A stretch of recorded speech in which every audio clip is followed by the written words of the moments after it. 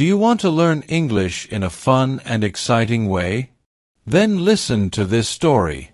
It will help you learn English without stress. You don't need to study grammar. You just need to hear English every day. And the best way to do that is with fun and crazy stories like this one. If you enjoy learning English through stories, don't forget to subscribe to our YouTube channel. Like this video. Turn on the bell. Share it with your friends. It helps our channel grow and helps more people learn English in a fun way. Now, let's begin the story. It was a quiet Sunday morning. Birds were singing. The sun was shining through the windows. Everything was peaceful. A man named David was standing in the kitchen. He had just made a hot cup of coffee. He smiled, took a sip, and turned to wash the spoon in the sink. He turned the faucet. But something was wrong. Instead of a smooth stream of water, a thin spray came from the base of the tap.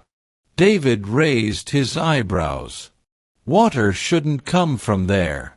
He leaned in and turned the faucet off. The spray stopped. He looked under the sink. Everything looked normal. No water on the floor. Maybe it was nothing. But when he turned the tap again, the water sprayed out again, stronger this time. A small jet hit his shirt. He jumped back. David frowned and put his coffee aside. He stood with his arms crossed, thinking. He didn't want to call a plumber.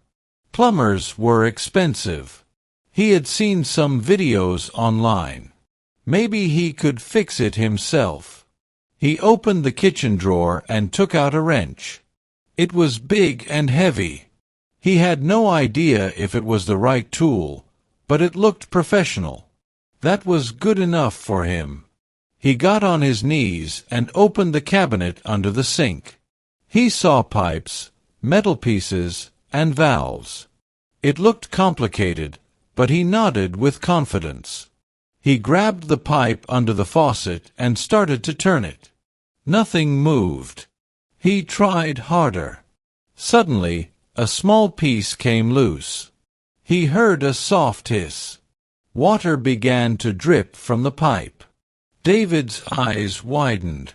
He tried to tighten it again. But it was too late. The dripping turned into a stream. A second later, it was a fountain. Water shot out, hit the back wall of the cabinet, and bounced everywhere.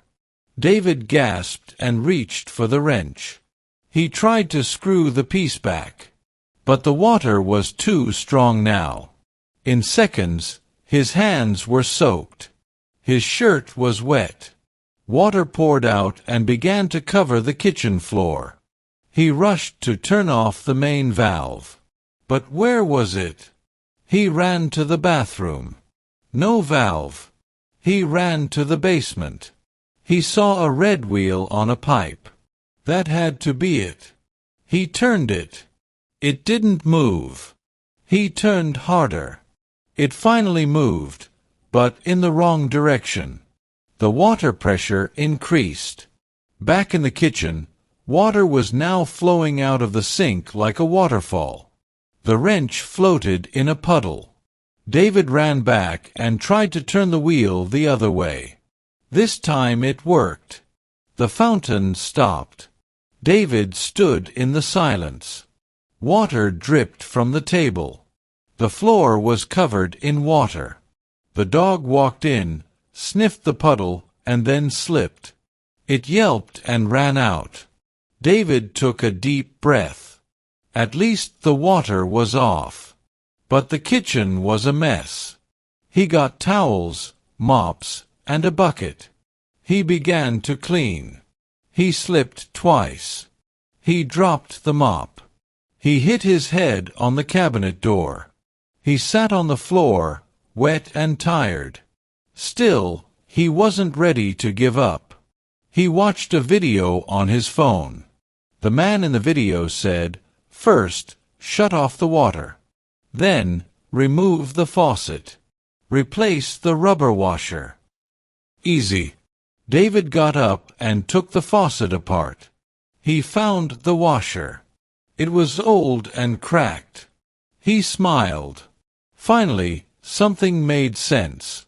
He went to the store and bought a new washer. When he came back, he replaced it. Then he put the faucet back together, piece by piece. He felt proud. He turned the water back on. Nothing exploded. No spray. No leaks. He smiled and turned the faucet. For 1 second, everything was perfect. Then the faucet handle came off in his hand. Water shot out sideways, hit the fridge, bounced off the wall, and splashed into the hallway. David screamed silently. He ran for the valve again. This time, he turned it off quickly. He sat on the stairs and held the faucet handle like a broken toy. After 1 long minute, he laughed. It was a quiet, tired laugh. He didn't care anymore. He picked up his phone and searched for "plumber near me." An hour later, a plumber arrived. David opened the door with wet socks. The plumber looked at the kitchen, raised an eyebrow, and got to work. David watched from a distance. The plumber moved fast. He used small tools. He made no mess. In 20 minutes, the faucet worked perfectly. David paid him and nodded. Next time, he would call the expert first. He cleaned the kitchen, changed his clothes, and made another coffee. When he sat down, he smiled again. It was still a beautiful Sunday. A little wetter, maybe, but still good. Did you know how much English you just learned while listening to this story? You didn't memorize grammar rules. You didn't do boring exercises. But you learned a lot. You heard useful words like faucet, wrench, valve, washer, drip, spray, and leak.